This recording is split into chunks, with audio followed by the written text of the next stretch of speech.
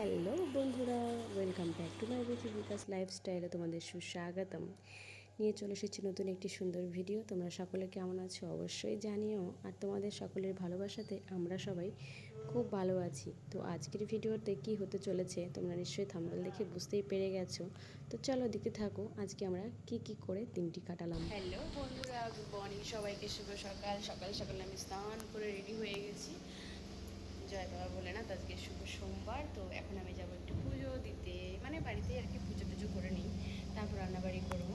তো চলো দিতে থাকবো কী করছি সারা দিন আজকে আমি। সকাল সকাল স্নান টান করে যেহেতু সোমবার, তো বাসি ঘরের কাজ সেরে ঘর দোর মুছে চলে এসেছি সোজা স্নান করে পুজোর ঘরে পুজো দিতে।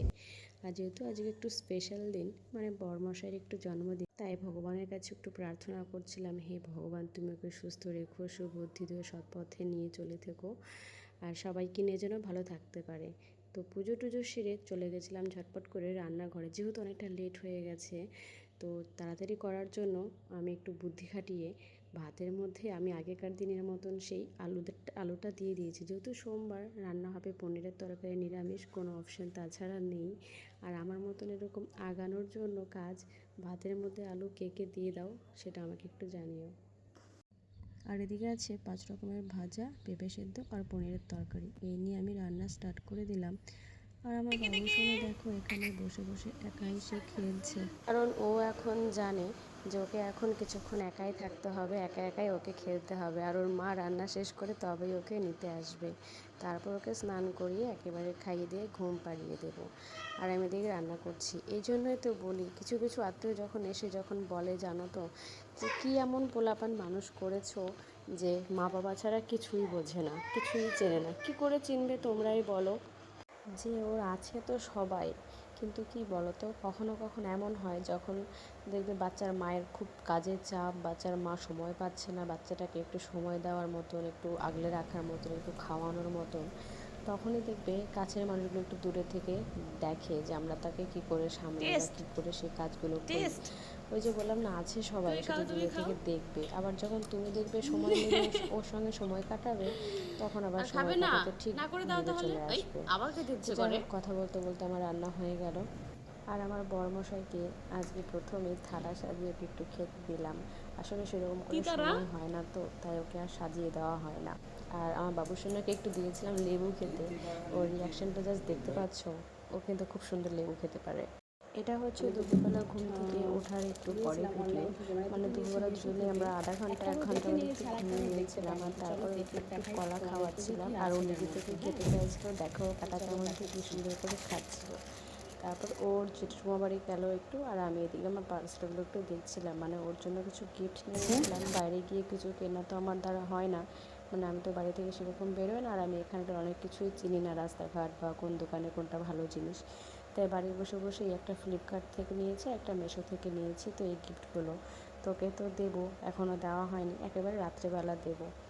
আর এটা হচ্ছে সন্ধ্যাবেলার ভিডিও। তো সন্ধ্যাবেলা আমি সন্ধ্যা টন্ধা দিয়ে তো ভাবছি রাতের জন্য কিছু করবো। আর জানো তো মজার কথা বলতে, আমি সত্যিই বাইরে গিয়ে ওর জন্য কিছুই কিনে আনতে পারিনি। আমি ওর জন্মদিনের কেকটা যে আমি ওকে দিয়ে, আমার বাহানা করে ওকে দিয়ে আনিয়েছিলাম রাত্রেবেলা, কারণ আমি আর কাকে দিয়ে নিয়ে আসাতাম বলো। আর ওকে যদি আমি বলতাম ওর নাম করেই ওর জন্মদিনের জন্য নিয়ে আসতে, তাহলে ও নিয়েই আসতো না। তো যাই হোক, তারপরে আমি পায়েস রান্না করতে শুরু করে দিয়েছি। এদিকে চাল, এদিকে বাদাম কাজু সব ভিজিয়ে রেখেছি। আর এদিকে একদিকে পায়েস রান্না হচ্ছে, আর একদিকে আমি লুচির জন্য তেল গরম প্রায় হয়ে গেছে।